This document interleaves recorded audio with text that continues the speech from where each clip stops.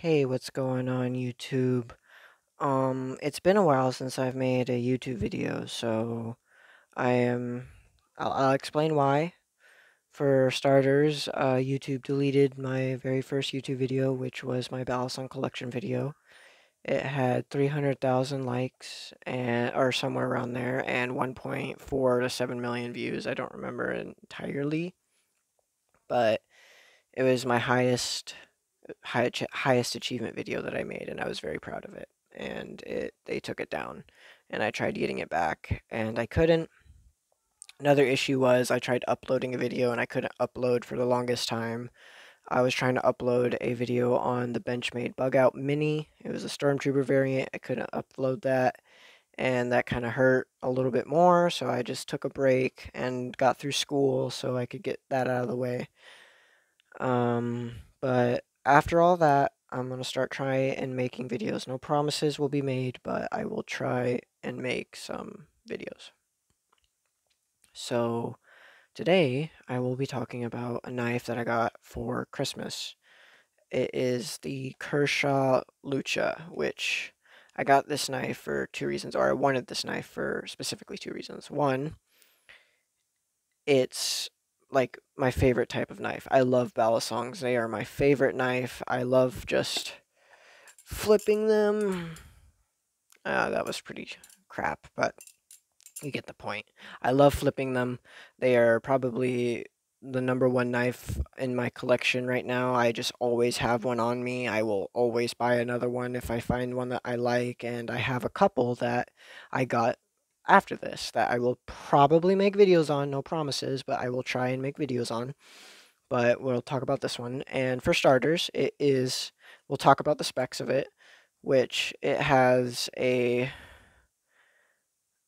forgot the name of the blade. I think it's like a Bowie clip point blade.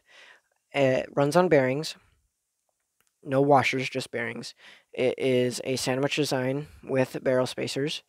It has Zen pins for the pin constructions, not ting pins, because if there were ting pins, it would be in where these holes are, which save weight. One thing about this knife is that it's heavy. I think it's like somewhere from 6 to 7 ounces, something like that.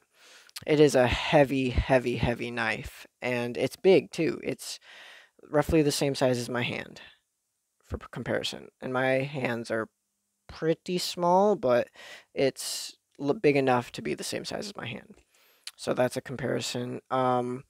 It is really heavy, and to accommodate for the weight, I took off the latch because this is also really heavy. It's couple ounces, I think. I think it's like two, maybe less. No, it's not even an ounce. I think it's less than I think it's almost 1 ounce actually. So if you take this off, it will save you a lot of weight. Funny story about taking that off actually though is I stripped one side of the screws completely, and I could not tighten them. I could get them out, I can unscrew it, but I could not tighten them. So that was a bit of a bummer because I got this knife, and after I think like a month or two of having it, I stripped those screws, and I was just so bummed about it that I set this knife down and I did not touch it. I did not flip it, and I was just not into touching it because I didn't want to ruin it more. So I was upset. After trying to do my research and find a better toolkit, I came across this, which is a Benchmade blue toolkit, and I fell in love with it instantly. I love it. The case acts as a handle for the driver, so it has enough power to, or not power, but enough leverage to unscrew a screw in a knife, and I appreciate that because that's a really good engineering design.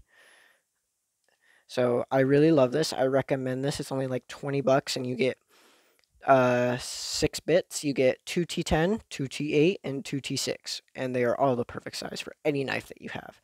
This is probably the best investment you can ever make for a knife, and I recommend it highly. Anyway, out of the way.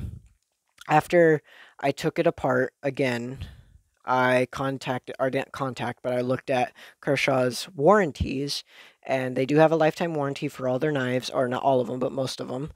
And this one particularly is an American made. It's made in America, and it's an in-house design. So it's got that little mark right there, which means that it was the design was made by Kershaw, which is really nice. And I looked at their warranties, and they had a list of parts and like replacement parts that you could get for free to replace anything that you might have screwed up or anything. So you get anything you need for any knife, like a backspacer, scales, pivots, blade, anything like that, for free. I think you only get it one time though, so use it wisely.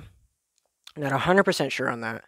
So I only asked for 4 replacement screws, 2 for this side and 2 for the side, but to my surprise, they sent me 8. They sent me 4 for this side and 4 for the side, which I was like really surprised about. I was like, wow, that's good quality control, and I was really happy about it. So I replaced it all, and I basically have a brand new Lucha. And it surprised me so much that I got back into flipping this, and it became my favorite flipper, and I've loved it ever since. So yeah, that is the Kershaw Lucha. One thing about it is that I recommend before you buy this is to work your way up. If you start with a lighter balisong, like let's say a Squiddy or a make Mako from Squid Industries or something like that, and you find it very light, I recommend working your way up, finding a balisong that's in the range that's how heavy this is.